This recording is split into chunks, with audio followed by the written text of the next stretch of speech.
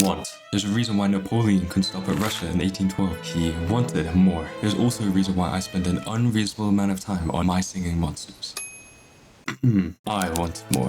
But don't let this silly monster game deceive you. Thousands of players log in every day to achieve their ultimate goal, to get every monster and not have to play the game anymore. But this takes years, and I wasn't about to wait those years. So I started thinking outside the box to find an alternative way of progressing through the game. And well, I definitely got something. Not just a currency tube. No, I got much more than that. And this is how it started. Feeding your tribal monster is laborious. All you're doing is clicking. So I launched my auto clicker and let it feed my monster for me.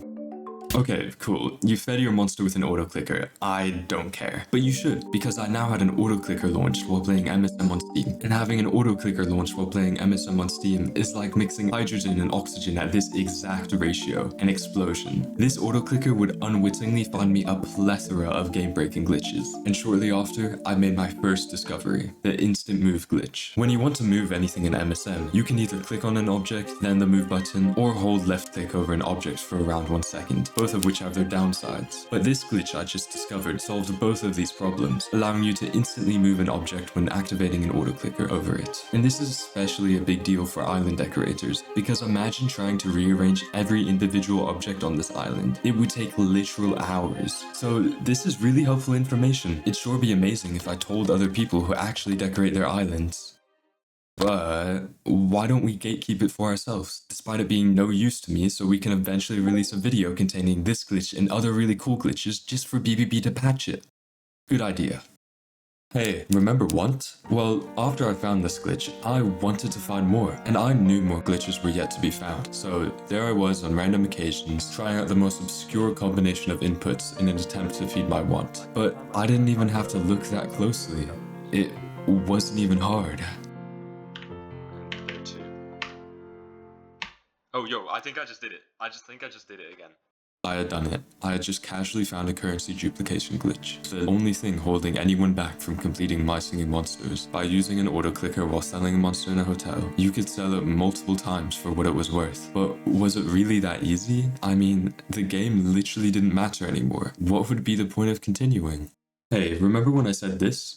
I wish I filled up all my island tiles while my nursery was just gone, and then let it return by incubating an egg. But I guess we'll never know what happens when you truly exceed the tile limit. Well, look, you accidentally just discovered how to make infinite tiles by exceeding the tile limit. Well, sort of, because I just found a way to make any object a ghost object, where it won't take up any tiles while still being interactable, meaning you can stack infinite objects on one tile and also make them float. But how did I get my hotel in this state? Well, if you purchase anything and auto-click the confirmation check mark while it's under a movable object, the object will glitch out and become a ghost object. However, if you go to the shop or switch between islands, the object will unfortunately return to its original position, forcefully pushing any object out of its way. But we can abuse this by ghosting an object and taking up every other island tile, opening the shop or map, and the ghosted object will disappear. And all we have to do to get our object back is just to make some room, and boom, it's back. So this glitch has numerous benefits, allowing you to store infinite decorations, remove both the incubator and breeder from your island, and a few more nerdy ones. So this is actually a pretty cool glitch. Not only is it visually funny, but it can be pretty useful in certain scenarios. But none of them really apply to you. I mean, you still have that dupe glitch, but you need to find. But wait, look at this funny thing I just found. Yo, if you look at the bottom right of my screen, you'll see a little auto clicker over here. Do you notice anything about the Mount Morsel? It's big. Hold up. Oh, wait, hold on a second. See what? Oh yeah, do you see? Do you see this? Yeah.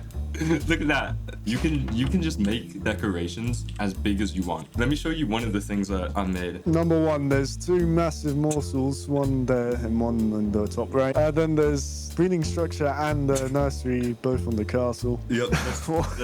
And they can't do that. You're able to do this by continuously auto-clicking on a decoration while pressing escape until the decoration increases in size, where you can click the confirmation check mark and repeat the process.